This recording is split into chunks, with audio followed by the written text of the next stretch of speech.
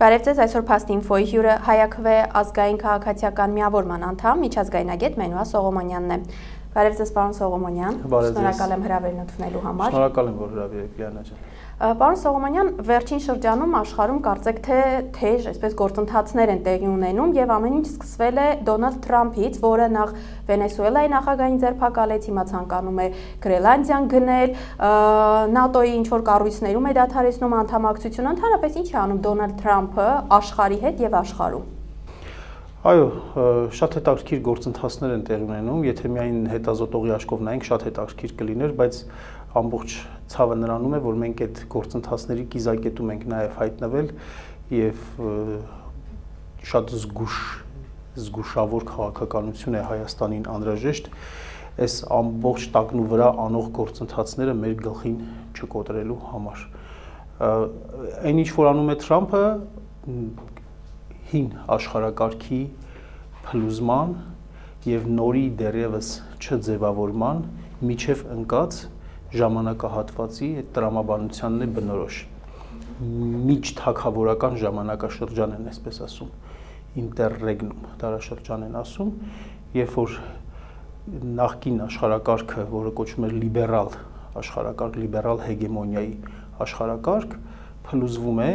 եւ նորը դեռևս չի ձևավորվել, նոր խաղի կանոններ, այսինքն հստակ չեն, եւ ստեղծվել է մի իրավիճակ, երբ յուրաքանչյուրը իր համար է խաղում։ Հին աշխարհակարգի,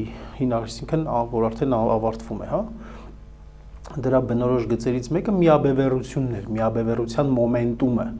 երբ որ Ամերիկայի Միացյալ Նահանգները արևմտյան կիսագնդում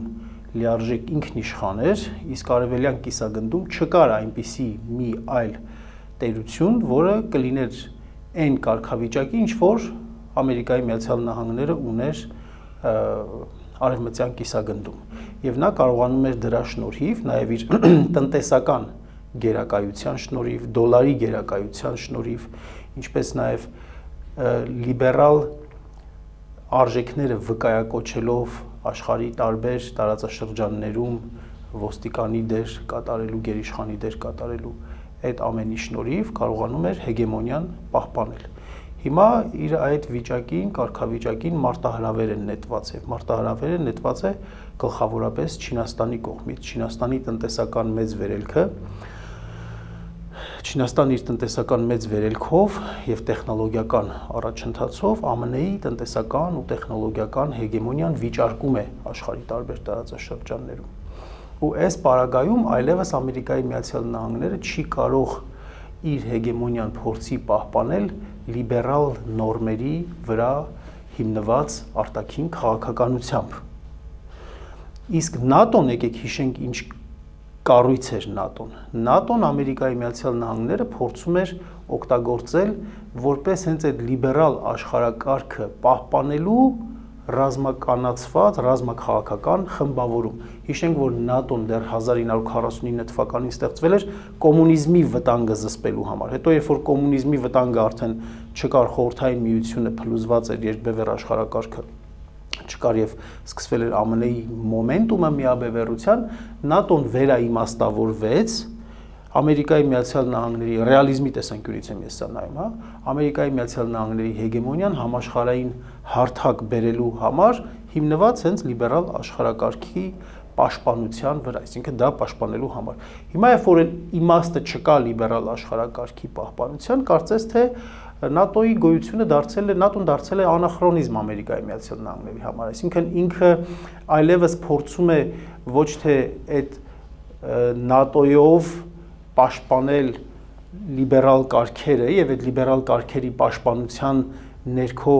իր ազդեցությունը պահել բոլոր երկրների վրա, Ֆրանսիս Ֆուկույամայի առաջադրած մոդելի հիման վրա, այլ հիմա շատ ավելի առարկայական է դարձել Ամերիկայի Միացյալ Նահանգների քաղաքականությունը։ Ինքը յուրաքանչյուր տարածաշրջանում փորձում է յուրաքանչյուր տարածաշրջանի հետ առանձին խաղ խաղալ, առանձին վերաբերմունք ցույց տալ, առանձին գործարք իրականացնել։ Իսկ այդ գործարքները հիմնականում ունեն տնտեսական բաղադրիչ։ Տեսեք, մի կողմից մենք վկայակոչեցինք աշխարհակարգի վերափոխումը, մյուս կողմից Թրամփը այն սերնդի, այն խմբի, այն դասի գործիչներից է, որոնք շատ սերտորեն կապված են բիզնես ոլորտի հետ եւ բիզնես ոլորտի մարդկանց ազդեցությունը Ամերիկայի արտաքին քաղաքականության վրա մեծացել է, իսկ դա էլ նաեւ պահանջում է, որ բոլոր ոլորտներում, բոլոր ռեգիոններում իրականացվող քաղաքականության մեջ այնպիսի քաղաքականություն վարվի, որտեղ Ամերիկայի Միացյալ Նահանգների տնտեսական շահը կգերակայի, հա, եւ դրանով է պայմանավորված նաեւ այն, որ ՆԱՏՕ-ն փաստորեն կորցրել է իր առաջվա նշանակությունը, ու մենք տեսնում ենք ճաքեր է տալիս եւ այդ ճաքը կտա հատկապես այն պարագայում, երբ որ Գրենլանդիան ուժով կանցնի Ամերիկայի Միացյալ Նահանգների վերահսկողության տակ։ Մեզ համար մի քիչ դժվար է դա հավատալը, հասկանալը, գիտակցելը, որովհետև մենք մեր ուղեղը սովոր չի եղել դրան, որ Ամերիկայի Միացյալ Նահանգների եւ Եվրոպայի միջև կստեղծվի մի հատ իրավիճակ, որ տարածքի համար նրանք հակամարտության մեջ կմտնեն։ Գուցեև չմտնեն, գուցեև եվրոպացիները կուլ տան Գրենլանդիայի վիրավորանքը, այսպես ասած, թողնեն, որ Ամերիկայի Միացյալ Նահանգները վերցնի, բայց համենայն դեպս սա արդեն ցույց է տալիս, որ ՆԱՏՕ-ն, որը որ արևմտյան ակումբի, արևմտյան ժողովրդավարական ավանդույթներով երկրների ոնց որ ռազմապաշտպանական, ռազմաքաղաքական կառույցներ Գրենլանդիայի իրականանալի լինելու պարագայում ելևս տեսնելու ենք, որ չի աշխատելու։ Իսկ նաև մի փոքր նաև այդպես հավելում էլ անենք, որ այս ամենը բնականաբար այս ամբողջ գլոբալ մակարդակում տեղի ունեցող գործընթացները ազդեցություն ունենալու են եւ ունեն մեր տարածաշրջանի վրա եւ մեր վրա։ Որպես ձեր խոսքերի շարունակություն ակնհայտ է, որ աշխարհում եւ հատկապես մեր տարածաշրջանում վերաբաժանումները եւ դերակատարումների այսպես վերաբաշխումները շարունակվում են։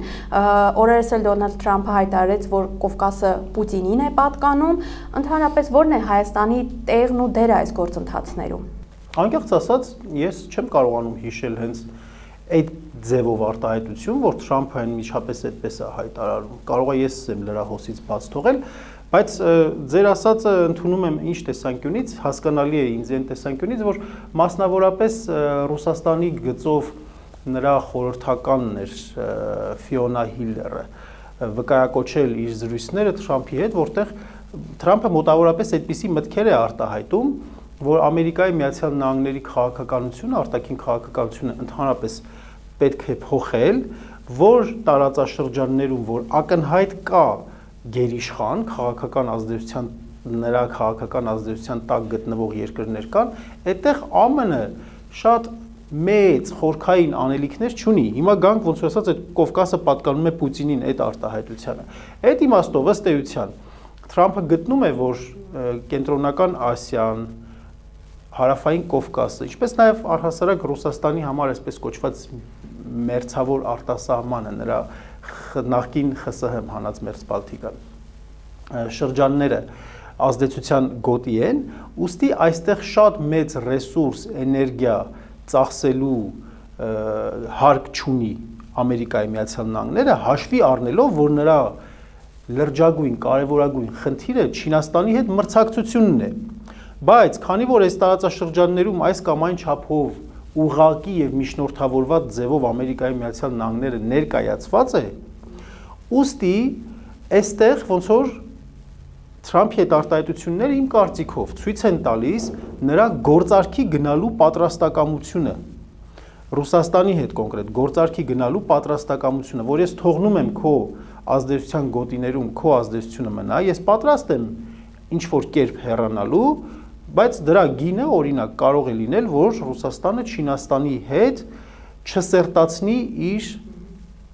դաշինքը, չսերտացնի իր կապերը, որովհետև այդ դա արդեն Թրամփի համար եւ Ամերիկայի Միացյալ Նահանգների համար շատ լուրջ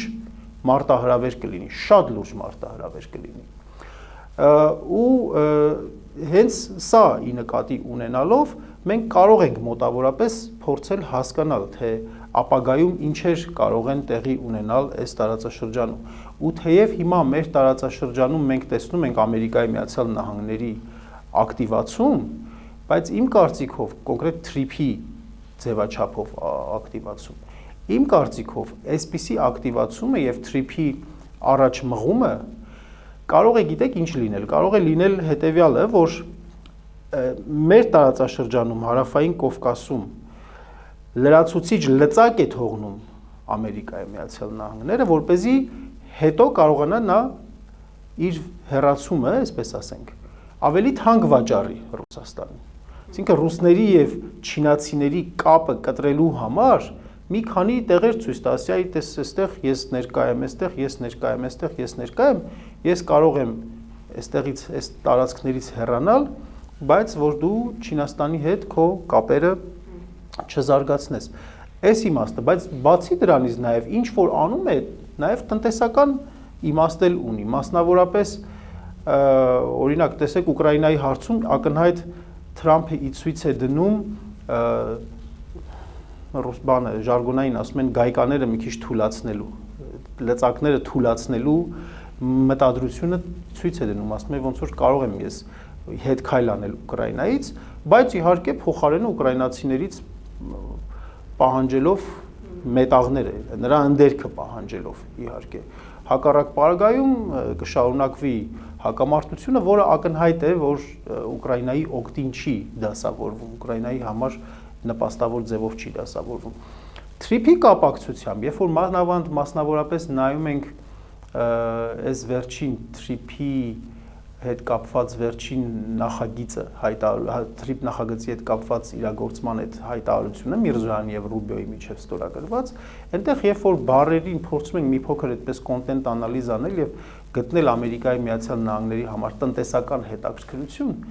թեև այս նախագիծը գերազանցապես ես քաղաքական եմ համարում, այդուհանդերձ որոշակի տնտեսական բաղադրիչ հետաքրքրություն կարող է լինել Կենտրոնական Ասիայի էլի հազվագյուտ մետաղների հոսքը այս բանով տարածաշրջանում, թեև սա նորից եմ ասում, ավելի շատ քաղաքական նախագիծ է, որովհետև բավական անպաշտպան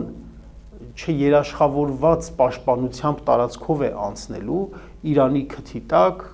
տարբեր սյուրպրիզներից եւ Հայաստանի Հանրապետության տարածքում, որտեղ որ ռուսական ռազմաբազա կա։ Դրա համար ես սա ավելի շատ այդպես համարում եմ քաղաքական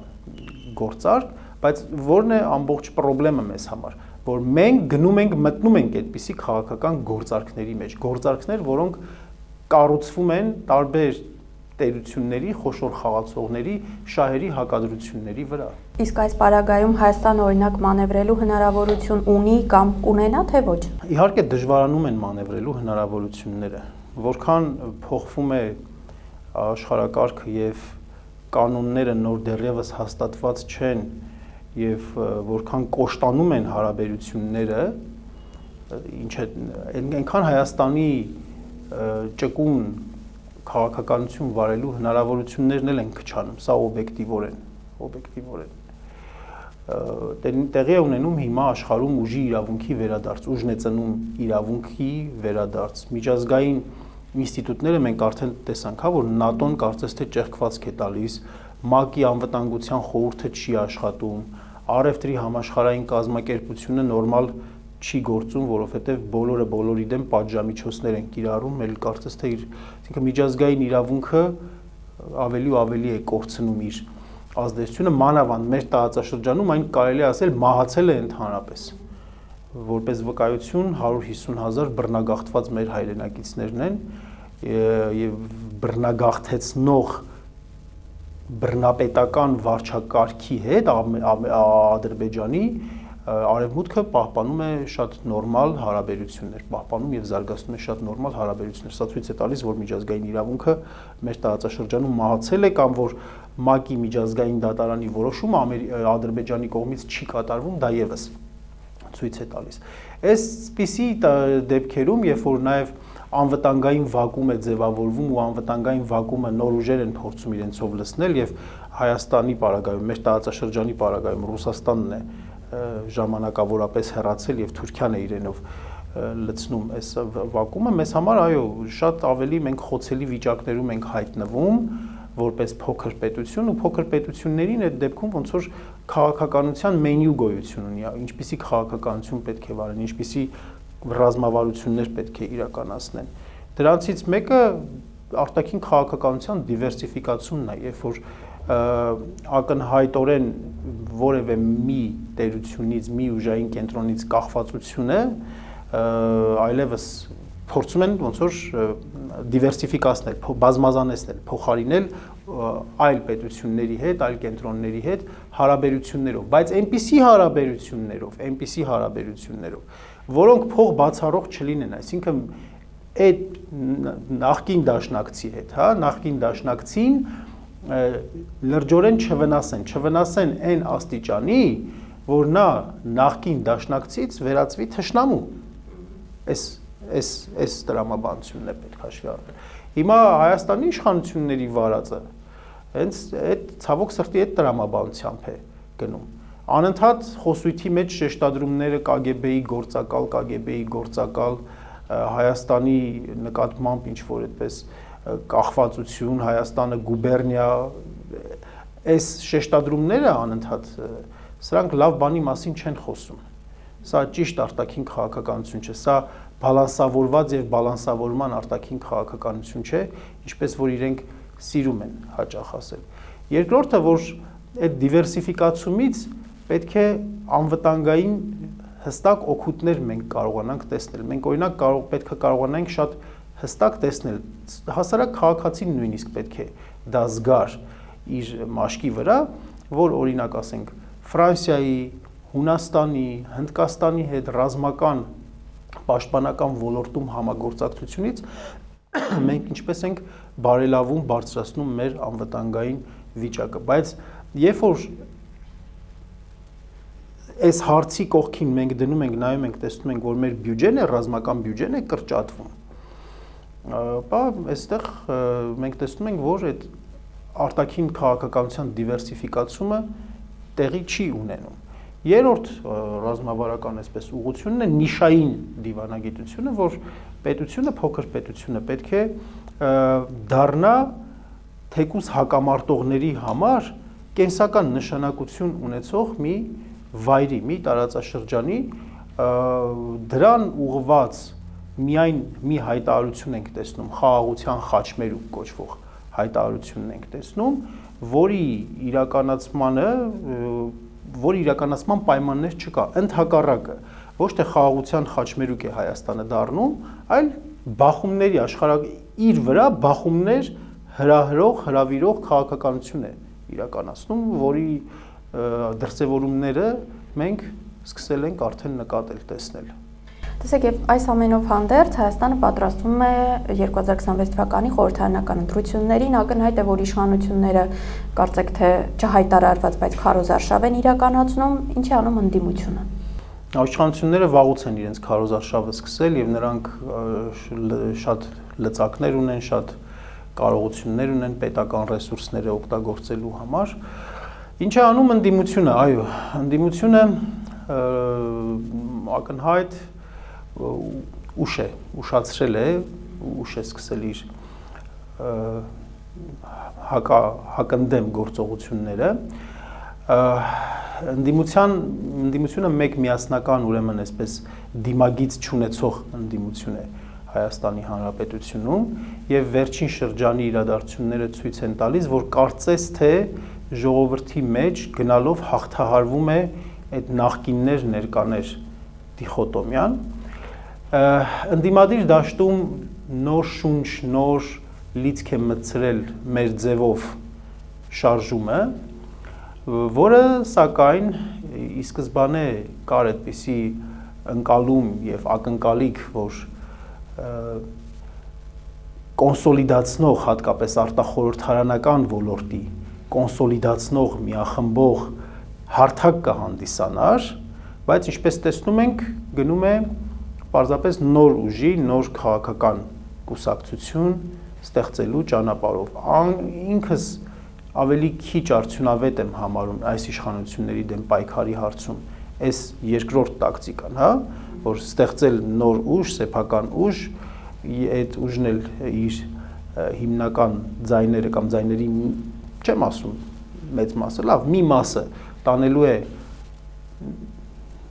գործող խորհրդարանական ընդդիմությունից հիասթափված մարդկանցից է վերցնելու Եվ այստեղ, այսինքն շատ բաց է մնում այն հարցը, որ մեր բնակչության մի ստվար զանգվածը, որպես ընտրողներ, սոցիոլոգիական հարցումներով դա մոտավորապես 40% է կազմում, ունեն դեռևս շատ չպատասխանված հարցեր, հստակ կողմնորոշման խնդիր ունեն եւ արկա դաշտում ոչ խորհրդարանական ընդդիմության, ոչ իշխանության, ոչ իշխանության գրպանային ուժերի, ոչ էլ արդեն իսկ քաղաքական հայտ ներկայացրած մեծ ուժերի կողմը չեն իրենց դիրքավորում եւ նոր այսպես առաջարկի են սպասում եւ այս դաշտում արտախորհրդարանական այս դաշտում որոշ գործընթացներ տեղի ունենում են, հույս ունենանք, որ այդ գործընթացը մենք նույնպես կոնտակտների մեջ ենք, մենք հայտարարել ենք այդ մասին, որ արտախորհրդարանական ազգային դիմագիծ ունեցող եւ չափավոր ռացիոնալ ուժերի համախմբումը հրամայական է, մենք էլ կոնտակտների մեջ ենք եւ հույս ունենանք, որ այս ուղղությամբ առաջիկայում կունենանք նորություններ։ Եվ վերջում, պարոն Սողոմոնյան, կարծիքներ կան, որ հիմա օրինակ քաղաքացիական պայմանագրի ներսում խնդիրներ են ի հայտ եկել, որովհետև նախընտրական ցուցակներում, հատկապես առաջին համարներում հայտնվելու ուրեմն թեժ պայքար է ՔՊԱ-ականների շրջանում։ Ձեր դիտարկմամբ, եթե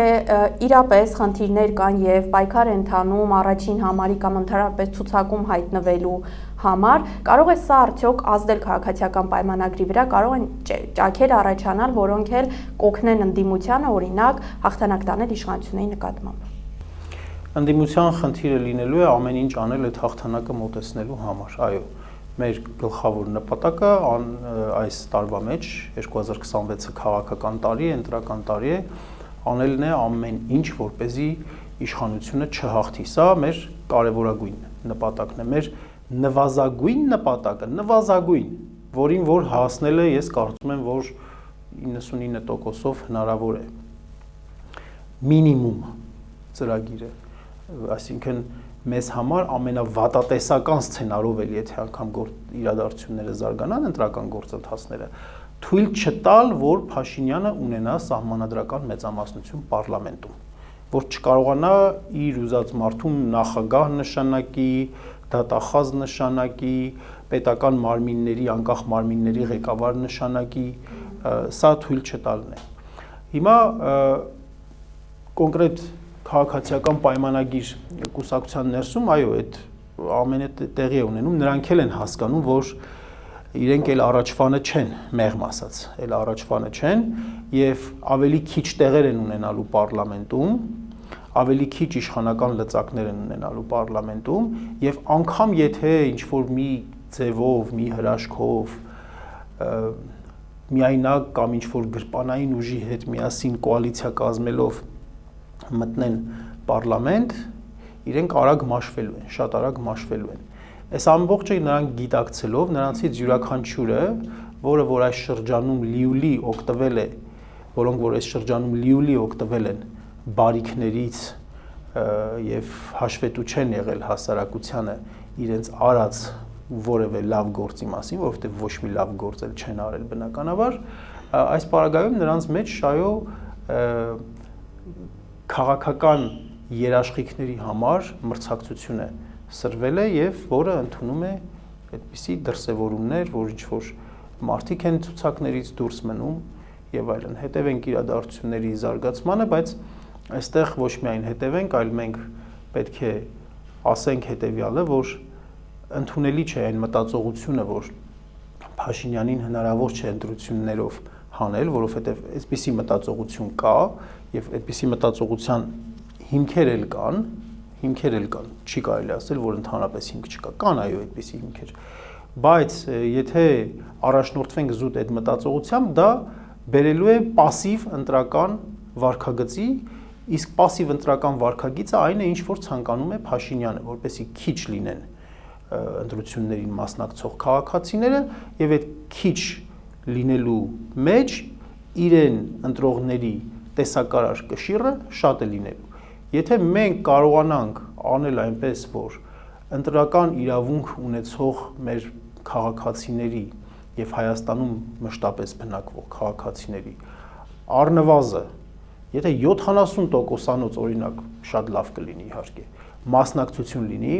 Փաշինյանի ընտրվելու շանս կարելի ասել զրոյական է լինելու։ Շատ լավ, շնորհակալ եմ հարցազրույցի Ես էլ եմ շնորհակալ հրավերի համար։ Այսօր իմ հյուրը Հայաքվե ազգային քաղաքացիական միավորման անդամ միջազգայնագետ Մենուա Սողոմոնյանն էր։ Փաստինֆոյի հաղորդումներին արագ հասանելիություն ունենալու համար կարող եք բաժանորդագրվել YouTube-յան մեր ալիքին։ Համախմբենք եւ փրկենք հայրենիքը ներքին ու արտաքին թշնամուց։ Մինչ նոր հանդիպում։